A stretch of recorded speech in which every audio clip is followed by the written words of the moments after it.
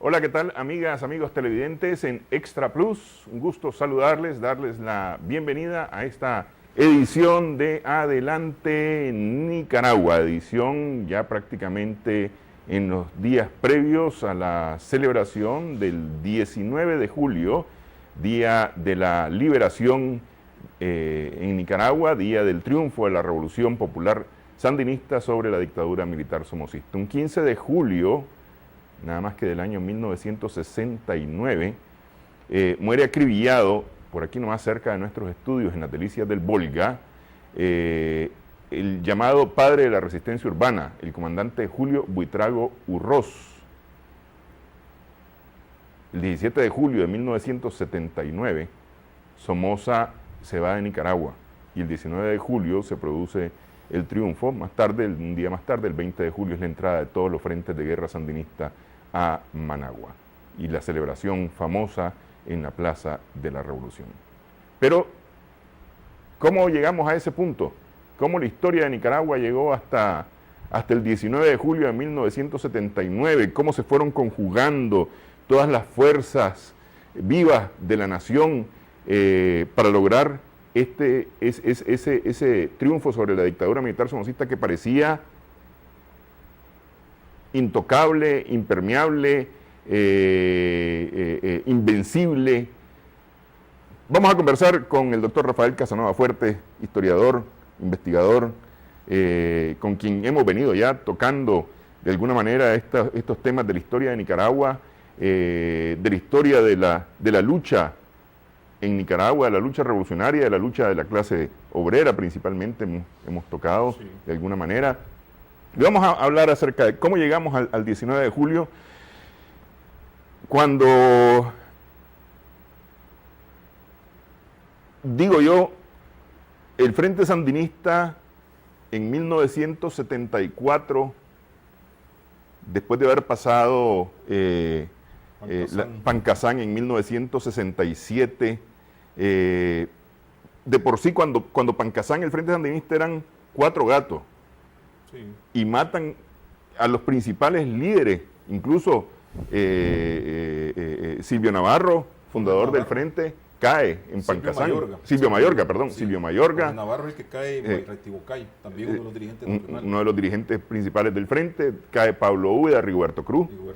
Ahí en Pancasán, y eran 4 gatos y matan a un montón de ellos, quedaron menos todavía. Y el 27 de diciembre del 74 continuaban siendo 4 gatos, pues, el Frente, porque la verdad es que es decir, eran contados. En términos relativos, con respecto a la población de Nicaragua, era una organización político-militar que era un pequeño destacamento en términos relativos.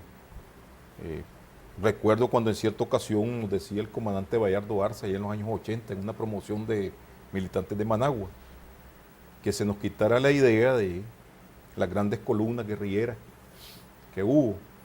Hablamos de que fuimos capaces de movilizar, decía él, a la toma del poder a una masa de población que se decidió acabar con la dictadura. Dice.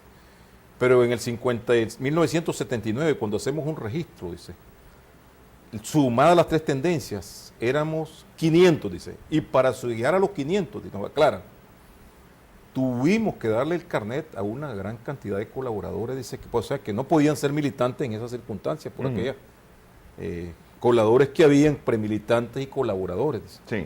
Entonces quiere decir que es un destacamento pequeño, más pequeño en el 74. Lo que pasa es que estaba lleno de mística, estaba lleno de alguna manera se convirtió en un mito, en una leyenda, porque no dejaba de sonar, especialmente la montaña, y el comandante Henry Ruiz, modesto, que logra mantener a un destacamento en la montaña prácticamente aislado, se vuelve un mito y se vuelve una leyenda. Solo en mantenerse en las montañas. Solo en mantenerse, enfrentándose a la Guardia, a Anillo y demás. Pero bueno, me parece que el Frente fue mucho mito, mucha leyenda y mucha voz popular, que viene, me imagino, de la lucha sandinista del 27. Del 27 al 33. Del 27, del 27 al 33. Sí. que es lo que nosotros señalamos como ya la primera alternativa revolucionaria, porque no solamente reacciona contra el sistema, sino que lleva una propuesta social a favor de los oprimidos. O sea, un programa de liberación nacional y social. Y de alguna manera una propuesta de nación. Sí, nacional principalmente, Sí, pues, sí. porque rechaza la intervención.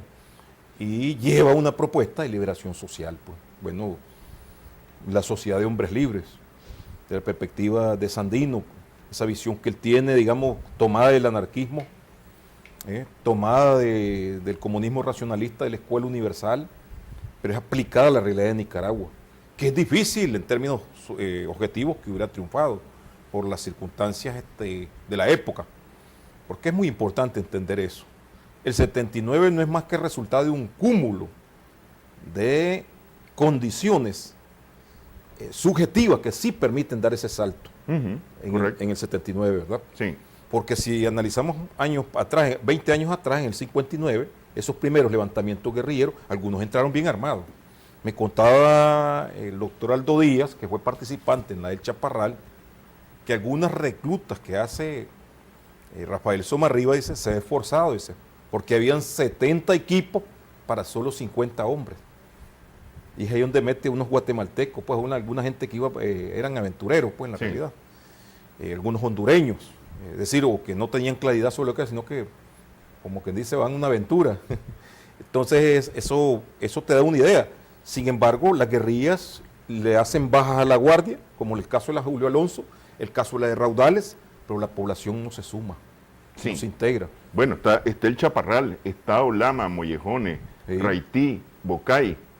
Hay cantidades. Sí. Hay una guerrilla casualmente que ha sido olvidada totalmente. La prensa le llamó de la guerrilla de los zapateros, porque esa guerrilla era de los socialistas que entran por Costa Rica. Es decir, son zapateros, principalmente casi todos ellos eran granadinos y masayas, que han estado organizados acá, pero pasan al exilio. Sí. Y es en abril de 61. Y en la historia prácticamente casi no hubo sobrevivientes, son pocos sobrevivientes, tanto de los campesinos colaboradores o de que estaban de casualidad y fueron aniquilados totalmente. Pero de igual manera pasó como las demás guerrillas, es decir, la que mencionábamos, Chaparral va paralelo a la de Olama y Mollejones. Tenemos la de Chales Aslan, tenemos la de Julio Alonso en 3 incursiones, ¿verdad? Tenemos también la de los hermanos Martínez, Martínez Sáenz, Alejandro y Harold, son de origen ribense. Ahí con Mario Avilés, creo ahí donde se destaca ya en Pastora, estaba joven. Todos estos movimientos vemos que entraron, y algunos, como el de Julio Alonso, dicen zafra, le hicieron cantidad de bajas a la guardia, andaban con gente bien preparada, andaban algunos internacionalistas cubanos, pero bueno, la población solo permaneció expectante o de largo, o como lo relata Raudales. Cuando entramos a la primera población, la gente salió huyendo, temerosa de que la reclutáramos a la fuerza. Si caminamos 20 años más adelante, nos damos cuenta que es al revés. Los campesinos andaban buscando dónde entraba al grupo. Por ahí me contaban una historia de que, por ejemplo, no sabían diferenciar qué tendencia y nada. Lo que querían era atacar a la dictadura. Entonces el que llevaba primero se los llevaba. Entonces hay muchas historias. Por ejemplo, los milpas. Los milpas se van dejan Managua y se van para el lado de Occidente, y ahí los campesinos se le iban sumando, ¿verdad? Sí. Y entonces de ahí de que entran a Chichigalpa, por supuesto ya se había ido la guardia, ¿verdad? Gran cantidad de campesinos armados. Pues ellos pasaron primero, que les dio una impresión a ellos pues enorme, la segunda fuerza, decían ellos, de la insurrección, claro, están aislados del resto del contexto. Sí. Entonces, la primera tendencia que pasara se llevaba a esos campesinos porque había un auge revolucionario. Pero hay un convencimiento de que hay que votar la dictadura. Pero además, entre estos campesinos, por lo menos de lo que cuenta en su libro La montaña es algo más que una inmensa estepa verde, Omar Cabeza, la historia de don Bacho Montoya, por ejemplo, que está esperando y tiene guardadas armas de Sandino, todavía tiene un buzón de armas de Sandino, y está esperando el regreso de los muchachos. Eran viejas. Sí, algunas de ellas estaban también, dice que no eran servibles. Sí. A mí me contó mi tío, Francisco Fuertes Olivera, que participó en la guerrilla de Raití Bocay, también la ignorada guerrilla de Caratera. Ahí está vivo todavía don Tano Vázquez, en Matagalpa, de 95 años, y están vivos algunos sobrevivientes, que ellos fueron a buscar a los hermanos Castro. Uno de ellos se llamaba Cosme y el otro no recuerdo, pero que caminaban huyendo todavía. Y cuando lo quedan viéndolo, cuando llega ahí, entonces le dice, ya sea lo que vienen ustedes. No me digan, le dice, vamos a armar la guerrilla, ¿verdad? Sí, le dice. No, estoy esperando, le dice, vamos a buscar a mi hermano, le dice. Sí. Y se fueron a buscar al hermano. Y tenía un rifle de esa época que mi tío, como era ebanista, con las herramientas que él tenía ahí, le hizo una culata. Ajá. Porque sí, supongo que la culata estaba podrida ya, la original. Sí, totalmente deteriorada. Sí. Entonces... Ahora, doctor, estos movimientos guerrilleros hasta antes del 61, 62, tengo la impresión que muchos de ellos fueron organizados desde el exilio, aunque tuvieron participación de nicaragüenses dentro de Nicaragua, se organizaron desde el exilio, como el caso, por ejemplo, de Rigoberto López Pérez, la acción de Rigoberto López Pérez y toda la generación del 56, por ejemplo. Hasta el 64, diría yo, funciona la 63, 64, que es la experiencia de Reactivo Calle. Funciona el modelo invasionista. Sí. Porque la preparación militar tenía que hacerse afuera, no había condiciones internas. Pues. En ese momento no se podía, y la cantidad de seguidores y confidentes que tenía el sistema no permitían, muchas conspiraciones fueron descubiertas. El levantamiento de los oficiales de la Guardia, por ejemplo. Sí, correcto. Un intento también poco conocido que fue de ejecutar a Somoza con una bomba, dinamitarla por medio de una especie de tendido que se hace eléctrico, bueno, que se ve se hace detonar con un detonante a distancia. En esa es donde participa Scott y participa otro que es también antisomocista radical, ¿verdad? Militante del PLI. El PLI por eso es que tenía alguna experiencia conspirativa con relación a eso, por muchos militantes. Bueno, no es casual el caso de Rigoberto López Pérez, que son los que llaman movimientos armados, ¿verdad? Porque va del 23, de la muerte de Sandino, hasta el movimiento de Somoza, hay rebeliones oficiales, dos rebeliones, y luego el aniquilamiento, pues ya que son movimientos de autodefensa del grupo de Simón González, el general Simón González, la cargadora que huye a Honduras, ¿verdad? Y el grupo de Pedro Altamirano, ¿verdad? Sí. Que lo logran capturar a través de infiltrarle gente. Entonces, estos movimientos en lo interno, posteriormente ya más antisomocistas, ya apuntan directamente como el sistema, entre los que tenemos el del 44 de septiembre, también poco conocido, que se da en un intento de avanzar desde Costa Rica por el general Simón Santos, sí, y coronel Simón Santos y el general Alfredo Noguera Gómez. Una táctica que utilizaban tanto la fusilería como la táctica no era moderna. Y con la complicidad del presidente tico de ese entonces, Teodoro Picado, que es aliado de Somoza, la Guardia se mete y los aniquila en el campamento de San Jorge.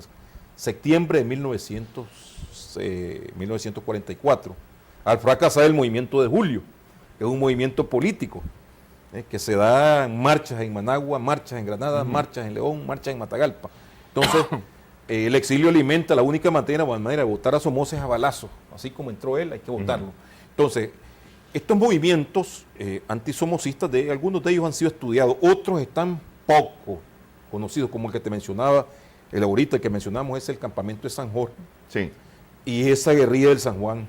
Casualmente acaba de morir recientemente Santiago Martínez, de 93 años, que trabajó en la logística de ese movimiento.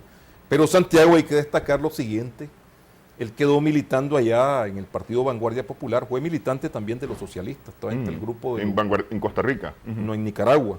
Y él se traslada a vivir allá y participa en ese movimiento del San Juan, pero luego lo importante es... No, pero Vanguardia Popular era de Costa Rica. De Costa Rica, ¿no? sí. Y entonces se va al partido hermano, homólogo, pues. Ajá. Esa era la lógica.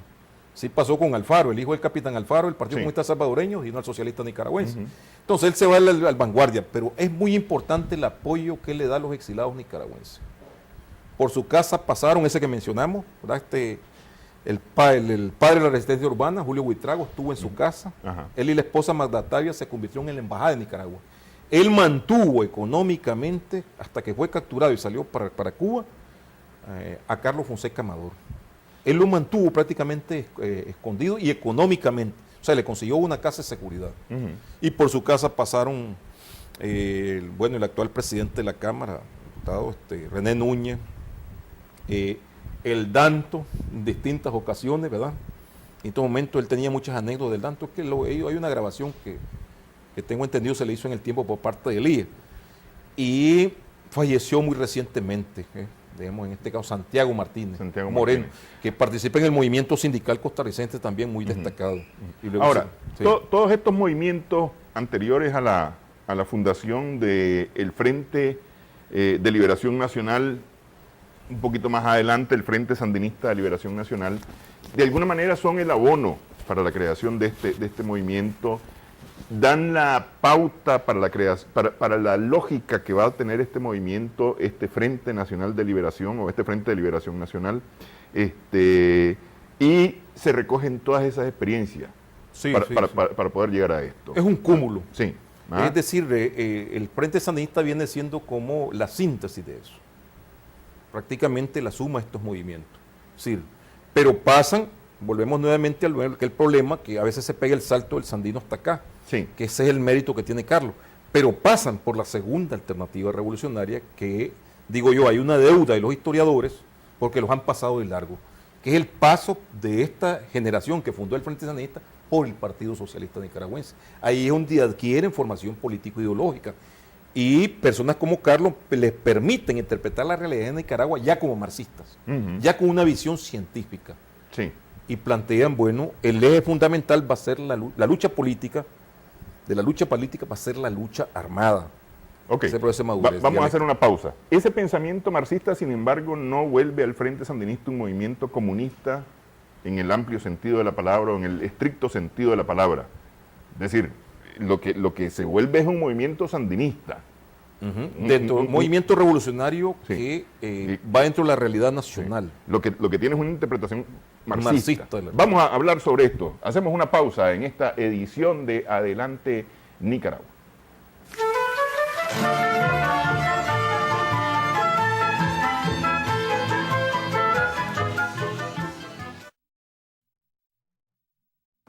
Que no puedas disponer de tus ingresos económicos o de tus bienes es violencia económica. Que no te den un trabajo por el hecho de ser mujer, te paguen menos o te acosen es violencia laboral. Que te vigilen, que te intimiden, que te humillen o te insulten es violencia psicológica. Que te empujen o te agredan es violencia física. Que no te tomen una denuncia, que te demoren un proceso judicial o te interroguen es violencia institucional. La Ley 779 es la respuesta del Estado nicaragüense para proteger los derechos humanos de las mujeres y garantizarles una vida libre de violencia.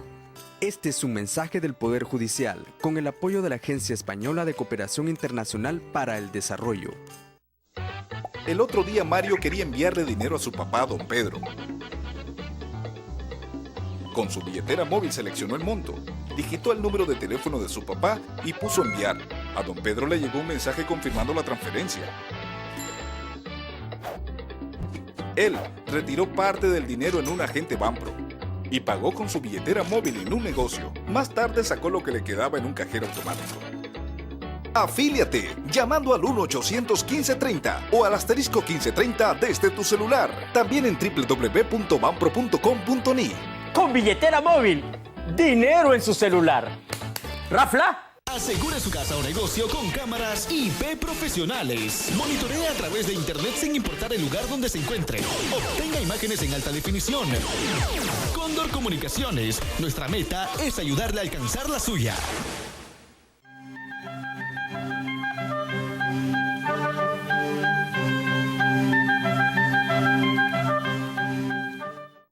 Seguimos en Adelante Nicaragua, estamos conversando con el doctor Rafael Casanova Fuertes, historiador, investigador, acerca de cómo llegamos hasta el 19 de julio de 1979.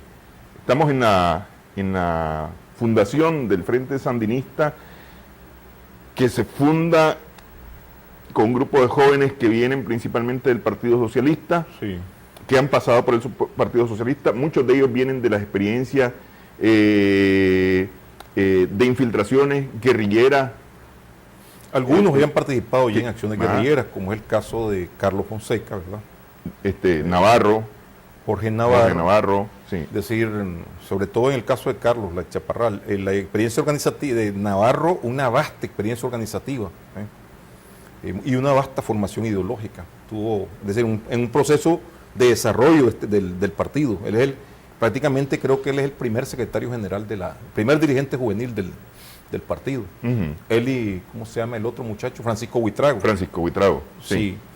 Sobre todo, principalmente. El Cuje. No, el Cuje es otro. Faustino Ruiz es el Cuje. Faustino Ruiz es el Cuje, sí. Es cierto, Faustino Ruiz. Sí, sí, casi todos ellos, en un viaje que hace, por ahí cuando se ponen a discutir los sobrevivientes, hablan del famoso grupo Cuba, que es organizado en Managua, paralelo a Tegucigalpa, de los que se están concentrando en... Entonces, estos son prácticamente de origen urbano, pero que son del mismo Frente de Liberación. Y por ahí está el grupo de los hermanos Roque, que es otro grupo, que dice, no pasamos por la juventud, nosotros pasamos del Partido Socialista directo al frente. Sí, pero bueno, que ahí está Adrián Roque. Sí, plantean lo siguiente, pues, de que ellos no pasan por la experiencia juvenil, sino que pasan directamente al frente, pues, Frente de Liberación en ese momento.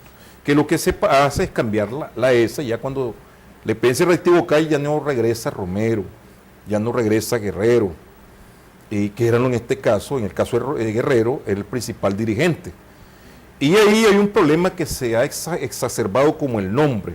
No, habían también otros puntos de vista diferentes. Por ejemplo, Guerrero, apoyado por la mayoría, Carlos está en minoría. Sí. Y es un joven políticamente con relación a Guerrero. Guerrero es un hombre con...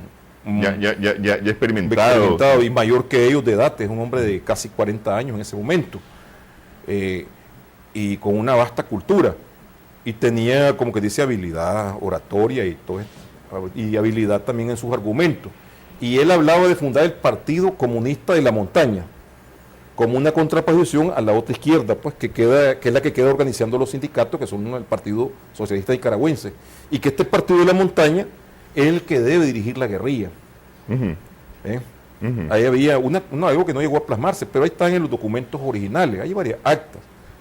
Entonces, esto prácticamente también hay diferencias con Carlos y algunas partes del grupo que planteaban el Frente de Liberación. Y Frente de Liberación Nacional porque tenía prestigio el Frente, recién había llegado al poder el Frente de Liberación Nacional de Argelia. De ahí que muchos frentes guerrilleros adoptaran ese nombre. Sí. O lo de Liberación Nacional por delante, Fuerzas Armadas de Liberación Nacional en Venezuela. Las famosas Fuerzas Armadas Revolucionarias de Guatemala, ¿verdad? Que era también una referencia a las Fuerzas Armadas Revolucionarias recién fundadas en Cuba, ya que en el Estado Revolucionario. Sí. Y así de esta manera. Y por esa época, un poco antes, están la FARC de Colombia. La FARC de Colombia, que eran, la FARC vienen del movimiento guerrillero surgido en el 48, y que se oficializa su fundación en el 64, pero ya existía desde antes, pues. Viene de las autodefensas, que forma el Partido Comunista de Colombia. Por eso es que se pone en entredicho eso de que muchos, sobre todo mucha gente de la izquierda, y fluida fuertemente por versiones de ultraizquierda, trotskistas, maoístas, y sobre todo elementos anticomunistas, progresistas, ¿verdad? Marcan como que los partidos solamente orientaban como que la lucha electoral y además que eran mandados por Moscú, lo cual no es cierto, había autonomía. Por ejemplo, la FARC de Guatemala son fundadas por el Partido Guatemalteco del Trabajo, que es el Partido de los Comunistas de Guatemala. Sí. El primer intento guerrillero en El Salvador, que participa Chafik y participa Cayetano Carbio, que es el secretario general, también fue el partido. Que ese es posterior a Farabundo Martí. No, antes. Antes, sí. Antes, en los años 60. No, porque Farabundo Martí es del no, bueno, yo creo que me estaba hablando del Frente Farabundo Martí. No, es que hablo de Farabundo Martí, de insurrección armada del salvadoreño que estuvo con Sandino aquí en Nicaragua, sí, y que se fue a El Salvador a hacer su... La revolución de 1932, casualmente, fue encabezada por Farabundo, era el máximo dirigente de este movimiento. Y ahí también participa ampliamente el movimiento indígena. Sí. El movimiento indígena Ahí estaba, hay reivindicaciones. De ahí que en la persecución que hubo contra el movimiento de Maximiliano Martínez no diferenciaba entre indio y comunista. Y nos narraban anécdotas que los indígenas, escapando, tuvieron que aprender a hablar español rapidito porque se lo llevaba Maximiliano. Sí. En este caso muchos movimientos tuvieron esa naturaleza, es decir, que hay antecedentes, no se puede ser, digamos, cerrado a eso. En Brasil, en Venezuela, la FAL, que después se desmovilizan. Por el año 67, entonces la traición de los partidos, la cuestión ahí coincide con la muerte del Che. Sí. Y todo esto hay que verlo con mucho detenimiento, no hay que verlo de una forma maniquea, sino que este lado está acá. Fidel hizo una reflexión muy profunda en el 65 y acusa a esos que hacen una diferencia entre un tipo de comunista y otro tipo, que las diferencias, bueno, hay diferencias y tienen derecho a cometer errores los que comenzaron primero que nosotros, dice Fidel. Porque por ahí la prensa de derecha hizo bastantes ataques contra los comunistas viejos cubanos para tratar de echarlos a pelear con la nueva generación de comunistas. Y mucha gente de izquierda cayó en esa trampa y sigue cayendo en esa trampa a la hora del análisis. Claro, para diferenciarlos del movimiento 26 de julio. Sí, el 26 de julio. Se trataba de empujar el movimiento del 26 de julio hacia una visión de derecha, pues. Sí.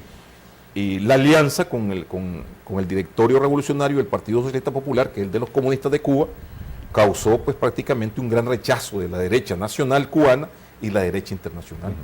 ¿Cómo decide este grupo de jóvenes que ya no van a optar por la organización de trabajadores, la organización es decir, no van a optar por la lucha urbana, sino que se van a la guerrilla? Es decir, la lucha de organización de las masas, que es el eje del partido, el político organizativo. Entonces, el frente, como se decía, opta por la lucha, formar el foco guerrillero, que eso juega un papel muy importante, dinamizador, pues, porque, bueno, mi generación, por ejemplo, se siente atraída por los jóvenes que desafían el sistema, ¿no?, a través de la lucha armada. Hay un momento que la Guardia Nacional es odiada, pues, como un aparato represivo. Sí. Pero hay quien se les enfrenta.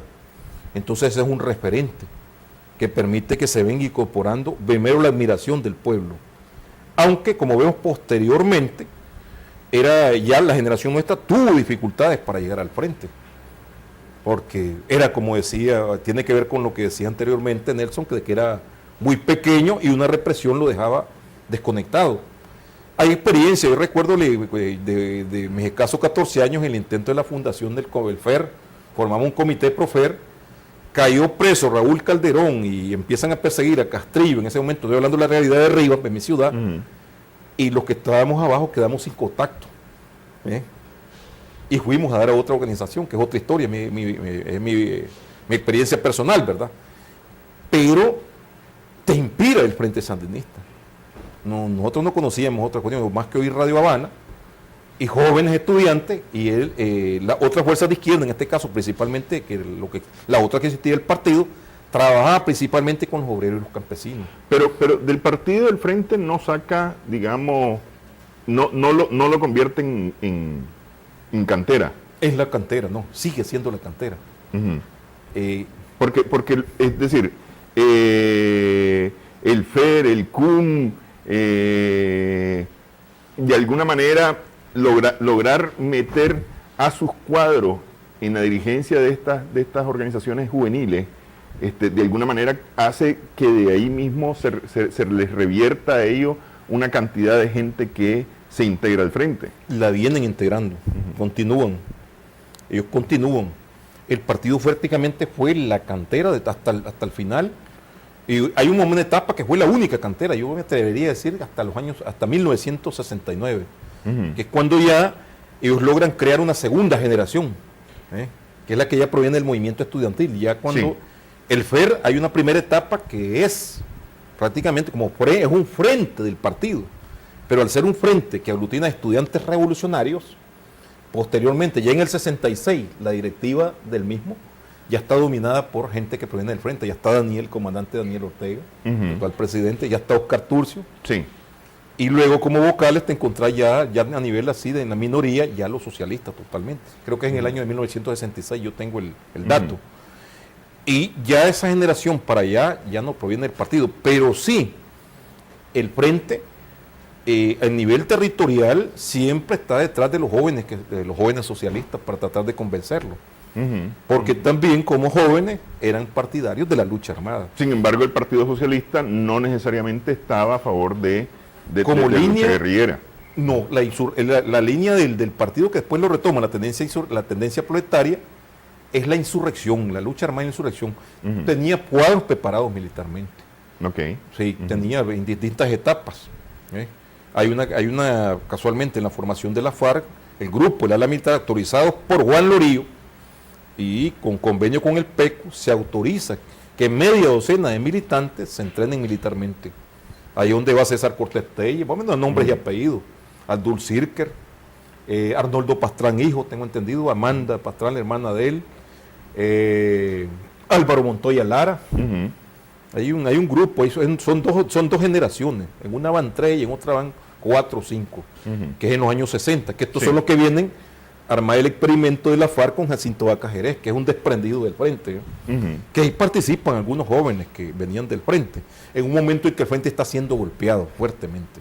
Sí, porque los 60 fueron bueno, después todos fueron años duros, pues, 67 pero los 60, para el 69 fue terrible. Sí, ¿no? y una represión salvaje, es decir, prácticamente el casi aniquilamiento. Aniquilamiento, sí. Hay un momento y algunos van a dar, hay una etapa que está Regis Mairena en la FARC, tuvo un periodo de Lenin Serna. Sí. Y el problema por ejemplo, el problema de la mismo trabajo clandestino, eso es. Hay un poco de cosas que quedaron prácticamente sin contarse porque se murieron los que prácticamente, el caso de Francisco Fuertes Olivera, que de paso es tío carnal mío, el enlace de él es Roque Fonseca y quedan de verse en un punto, capturan, entonces como él está herido, está lesionado fuertemente, andate de un pariente lejano donde no te van a buscar o un amigo y nos vemos en tal punto.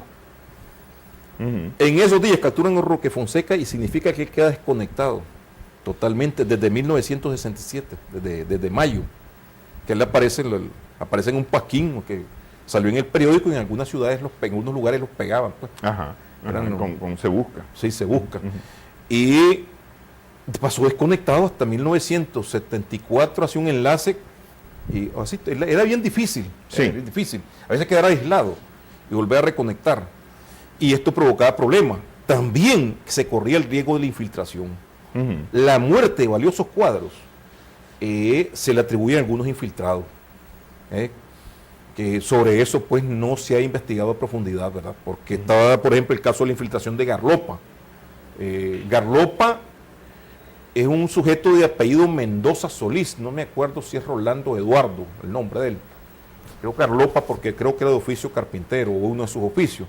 Era de la SAC y llegó a infiltrarse en Altas Esferas. Se debe a él el asesinato de Eduardo Contreras y el aniquilamiento del movimiento en Masaya, de gran parte. Ahí fueron los hermanos Rodríguez, Chon Ortiz, porque él pasa a ser parte del Estado Mayor de ahí de Masaya. Y es detectado hasta en Frente Sur. O sea, y es detectado por uno de los sujetos que queda vivo de casualidad. Es una cuestión así de... Sí. Ok, vamos a hacer una pausa en esta edición de Adelante Nicaragua. Estamos conversando con el doctor Rafael Casanova Fuertes.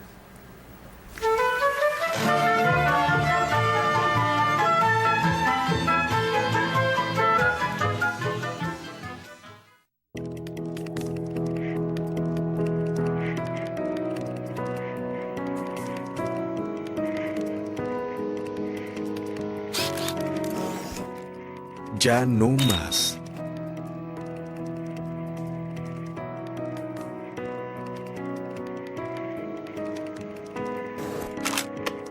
Ya no más.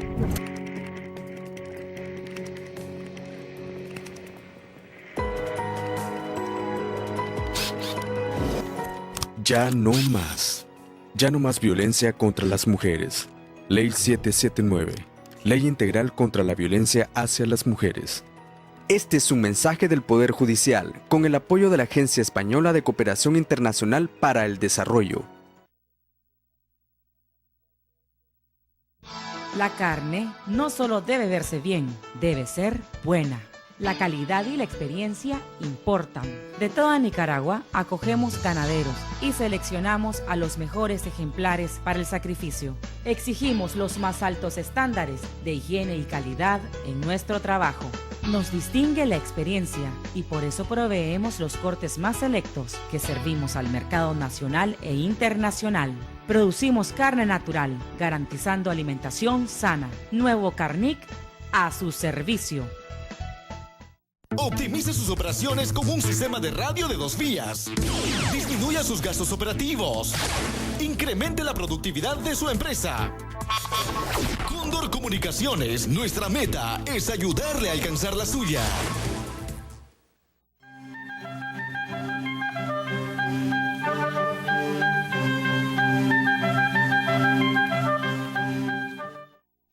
Continuamos en Adelante Nicaragua, en Extra Plus. Estamos conversando con el doctor Rafael Casanova Fuertes, historiador.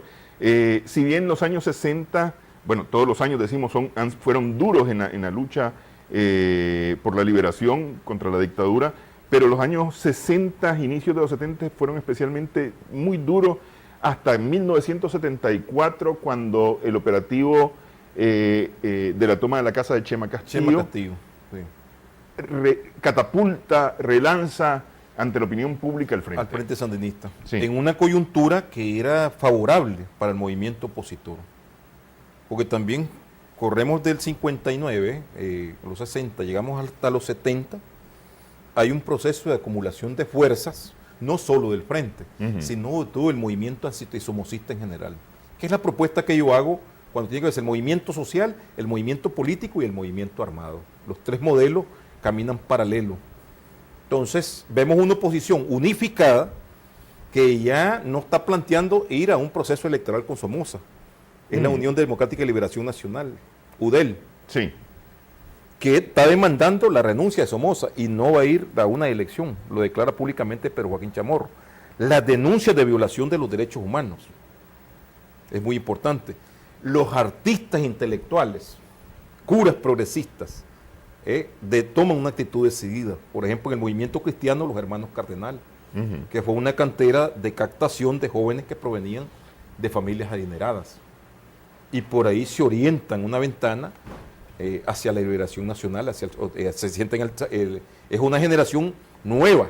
Ellos son los que jalan a Sanguinetti y a García Laviana. Sí, García Laviana, todo esto. O sea, que incide la teología de la liberación. Sí. Que captan también algunos casos, algunos evangélicos de la iglesia protestante. Por ejemplo, Julio López, el leído, proviene del movimiento de la teología de la perspectiva de liberación desde los protestantes. Para citar algunos ejemplos, está el caso también del arte y la cultura. Mejía Godoy, que es el más conocido, ¿verdad? Y su grupo de Palacagüina. El canto de los hermanos Mejía Godoy, de Luis Enrique y Carlos. Pero también hay cualquier cantidad de grupos de artistas que surgen. Sí. Por regular a veces nos remitimos al Pancasán. Pero el guadalupano, por ejemplo. El guadalupano, sí, que canta canciones revolucionarias, sí, pero también están los Urrutia en el norte. Los Urrutia. Hay un grupo que ha sido poco conocido, pues más mencionado el Pancasán entre los grupos juveniles, porque abundaban. Es el caso del Pacaya, por ejemplo. Digo el Pacaya porque yo fui parte de la ANAC, la Asociación Nacional de Artistas Populares, tuve la oportunidad de conocerlo. Esa gente lanzaba cantidad de conciertos en los barrios. Otro grupo poco conocido ya en la historia, porque también algunos desaparecieron, Ignitahuanca, donde estaba aquel que logró Herbie Fabián. Logró sobrevivir hasta los 80, hasta los 80. Sí. Y publicó discos y toda cosa, Ignitahuanca, sí. Es decir, esa arte volcada que está prácticamente al lado y que te está cantando canciones de denuncia, canciones protesta. Los años 70 hierven totalmente. Entonces, hay unas condicionantes de carácter político, de carácter cultural, y el rechazo cada vez más. El terremoto abre una cantera bien grande. Uno, multiplica la construcción, pero también a la vez los negocios sucios de Somoza, desleales, que afectan a la iniciativa privada. A la iniciativa privada. Sí. Entonces, por ejemplo, la iniciativa privada en esas contradicciones tenía un correo, que el correo de INDE, y era el COSIT, no era COSET. Entonces tenemos la iglesia, también las homilías van contra la dictadura. Tenemos los artistas y tenemos el crecimiento de los movimientos sociales. La construcción genera la primer gran huelga nacional de la construcción, los SCAS. contra las 60 horas y que generan una gran atracción, que son dirigidos. Ahí hay una especie de explosión, como que dio resultado al final la lucha político-organizativa por ese lado, ¿verdad? En el 73. ¡Pum! Entonces la gente pierde el miedo a organizarse y pierde el miedo de ir a la huelga. Los hospitalarios se van otra vez a la huelga, ya apoyados por el escaso, en el 74 y en el 75 otra vez. Entonces, hay un crecimiento del movimiento social popular antisomocista. Hay un desafío al sistema. En esa coyuntura se da el golpe del 27 de diciembre. Y claro, se vienen dando todas las condiciones subjetivas y objetivas que permiten que todos esos esfuerzos se vayan unificando y se vayan dirigiendo, digamos, hacia el mismo fin bajo una cabeza única, que en este caso es el frente. Lo viene asumiendo el frente. Es el que viene, el que cataliza todos estos movimientos. Ahora, la excesión que se produce dentro del frente con las tres tendencias permite mucho de esto, ¿no? Es decir, porque realmente las tendencias logran tocar, irse a todas estas líneas. La guerrilla, la insurrección. Preparar la insurrección, organizar las masas. Organizar a las masas. Sí. Sobre todo en los dos anteriores, porque la masa, yo me conversaba días atrás con una contemporánea. Las masas, ahí me tocó andar en los planteles de la construcción, que no eran dirigidos por el frente, pues el frente no tenía más presencia el micropartido Movimiento de Acción Popular en los planteles de la construcción, para que tengas una idea. El MAP de Moisés Hassan. El MAP de Chilo Telles y de Alejandro Gutiérrez. Ajá. Tenían más presencia. ¿Cómo era que se llama el de Moisés Hassan? El de Moisés Hassan es posterior, el MAR. Sí, eso es muy posterior. Tenían mucha más presencia, pero en general, la masa de obreros que participaban en la huelga simpatizaban con el frente. Sí. Pero el frente no tiene un vehículo de comunicación con ellos, no dirigen los sindicatos. Parece que sí, en algunos casos se dio León y todo eso. Pero, por ejemplo, comités de planteles en la directiva estaban dominados por los socialistas de las dos tendencias y algunos del Partido Comunista, y podía ser yo me acuerdo de uno que le apodaban Barbas, que ahí andaba siempre, un activista del Frente Obrero tiempo completo. Pero predominaban los socialistas, pero generalmente la población, es decir, esa base social, simpatizaba con el frente, que por ahí posteriormente se mete la tendencia proletaria, pero como lo que ellos andan tratando a través de los COR primero, medio de lucha sindical, y luego hubo también una tendencia a la GPP, Movimiento Sindical Pueblo Trabajador, pero no llegaron a tener fuerza como movimiento entre el movimiento obrero. Entonces, ¿cómo catalizar eso? Bueno, Humberto Ortega lo dice, la única forma que podíamos incidir en la crisis de la dictadura, en el 77, cuando le dé el ataque cardíaco, y hay una confrontación cuando Cornelio Hucht quiere aprovecharse de la circunstancia de Somoza, entonces, y también las presiones que ya tiene Estados Unidos sobre Somoza, entonces dice, la única forma de incidir, no teníamos movimiento de masas, dice, pero es a través de la insurrección. Y al final concluye por allá más adelante, de que, bueno, la insurrección de octubre permite en el futuro, se creen las condiciones para un movimiento armado de masas. Que eso es lo de San Carlos, eso es lo de Solentiname y es lo de Masaya. Lo de Masaya. Sobre todo lo de Masaya tiene un impacto enorme. Yo me acuerdo que las noticias que llegan de San Carlos, bueno, pero fue en San Carlos, adentro, en el interior, pero que la Guardia ha tenido 24 bajas allá en una ciudad, 24 bajas, 12 muertos y 12 heridos, entre ellos un mayor. Eso entonces a la Guardia... Es que lo que pasa es que ya esas acciones hacen o desmitifican el hecho de la Guardia Invencible. La invencibilidad de la Guardia. Sí. Porque si retrocedemos a los años anteriores, todos los movimientos anteriores, el golpe de Chema Castillo está viendo un impacto enorme, pero luego la contraofensiva es terrible. Sí. El frente pierde cualquier cantidad de cuadros, pues, por la ofensiva que lanzan en la montaña y la captura masiva de colaboradores. Incluso, pues, el hecho de la muerte de Carlos Fonseca en el 76 es la enorme presencia de la Guardia, porque además fue fortuito, eso no fue un hecho avisado de que por ahí iba a andar esa columna o ese grupo. Tienen controlada la montaña, estemos claros, esas entradas de montaña las tienen controladas. Y qué casualidad que el mismo día muere el máximo representante el gran impulsor de la tendencia insurreccional, que es Eduardo Contreras. Eduardo Contreras. Que muere también por o sea que la infiltración funciona y siguió funcionando, pues, pero aniquilan a un cuadro. Y en ese mismo día muere el máximo dirigente, o uno de los máximos dirigentes de la tendencia proletaria, que es Roberto Huembe. Que lo matan tratando de contactar con Eduardo Contreras en la casa donde había salido antes. Entonces, en golpes y golpes y golpes, estás hablando de noviembre. Un año después, eso es como que se revierte, un momento. El frente está vivo. Y a la guardia le entran las balas. Y la manera de votar el sistema es a través de la lucha armada. Sí, y empiezan las primeras tomas de ciudades, se mantienen horas las tomas. La columna del que actúa en nombre del Frente Norte, son 40 militantes, no es una columna realmente. Que en eso, si en términos militares, se fundan los frentes, pero lo que queda son estructurales. La ofensiva de octubre se lanza con 106 personas y no actúan las 106 personas, y algunos son reclutados ahí nomás, como es el caso de los campesinos de Solentiname. Son entrenados militarmente en una semana y listos para... Es una cuestión así que, pues, por eso desde la perspectiva de la EPP, hay un momento que lo ven como una aventura. Sí. Pero bueno, ¿qué dice Carlos Mar? ¿Qué te dice Engel? Audacia, más audacia. El movimiento no pudo haber triunfado en el 67.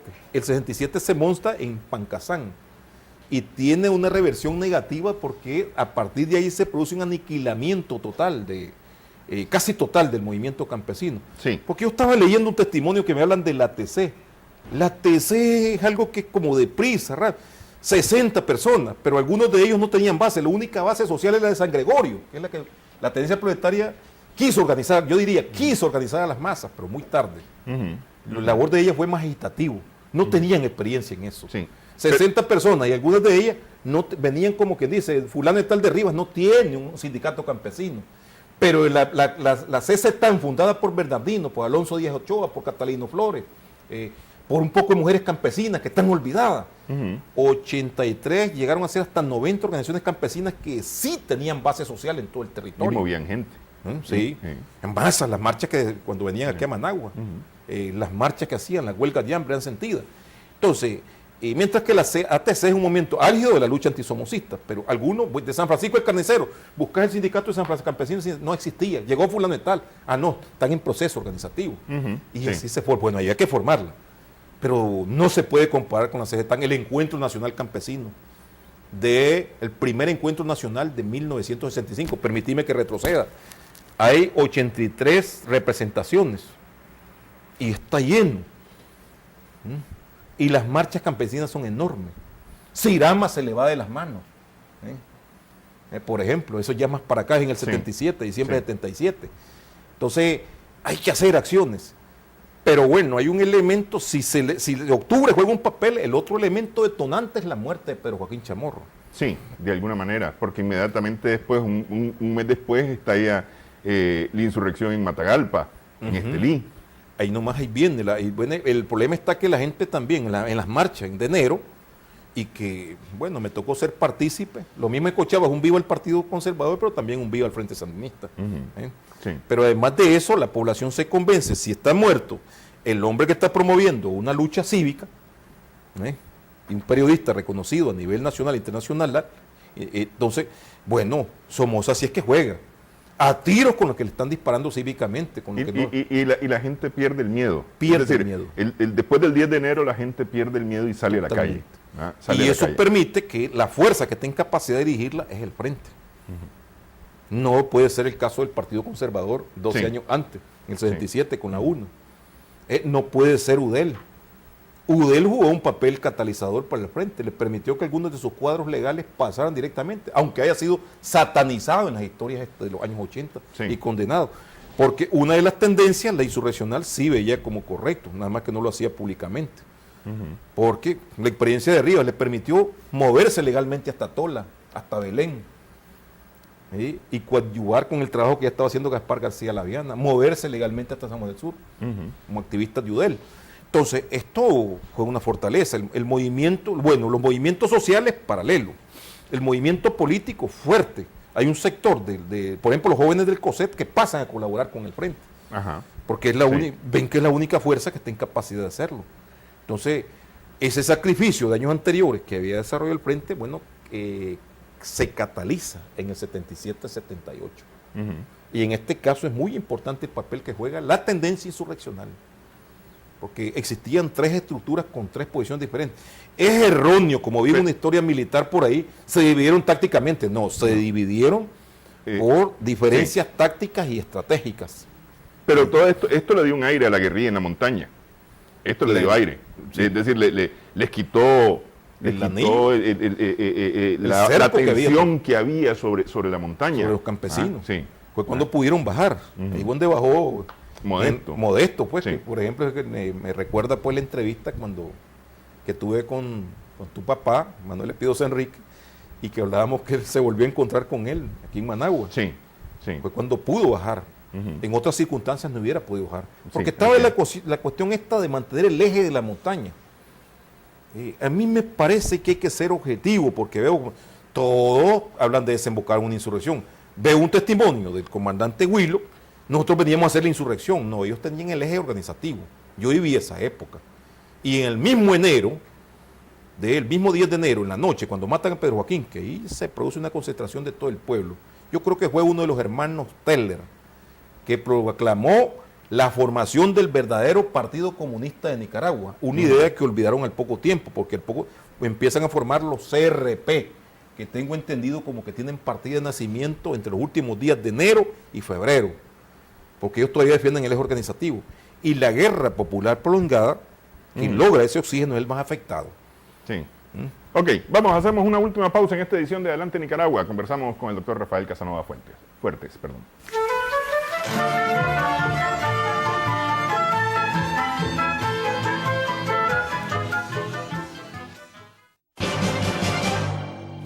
La UNAM Managua sigue apoyando la salud y economía del pueblo nicaragüense.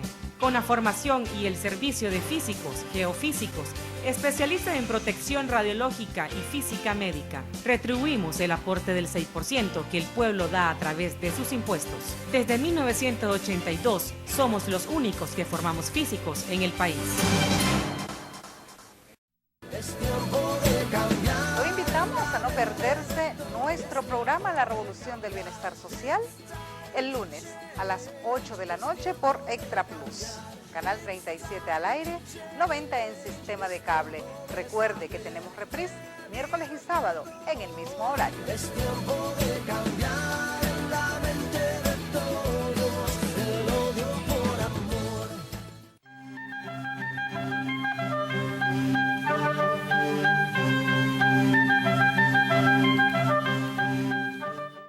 Seguimos en Adelante Nicaragua en Extra Plus. Estamos conversando con el doctor Rafael Casanova Fuertes. El 78, Pedro Joaquín Masaya, cae Camilo Ortega, que está trabajando justamente en unificación de las 3 tendencias, siguiendo la línea de Carlos Fonseca. Se produce el levantamiento, justamente él cae en el levantamiento de Monimbó. Y de Las Flores, en Masaya. Y de ahí brincamos hasta agosto, porque aunque hay efervescencia y hay septiembre, agosto, la toma del Palacio, que resulta un operativo exitoso del frente en todos los aspectos, y eso le da fuerzas a la insurrección de septiembre, que abre el camino para prepararse para el 79. 79, sí, correcto. Entonces hay una madurez de las condiciones subjetivas, hay una situación revolucionaria. Esto se ha diferido bastante. Pero bueno, lo que sigue en el sentido de que la búsqueda de la unidad, eso viene cayendo por su propio peso. En el 76 no podemos hablar de que el comandante Carlos, ¿verdad?, está buscando la unidad, está buscando el fortalecimiento de su tendencia.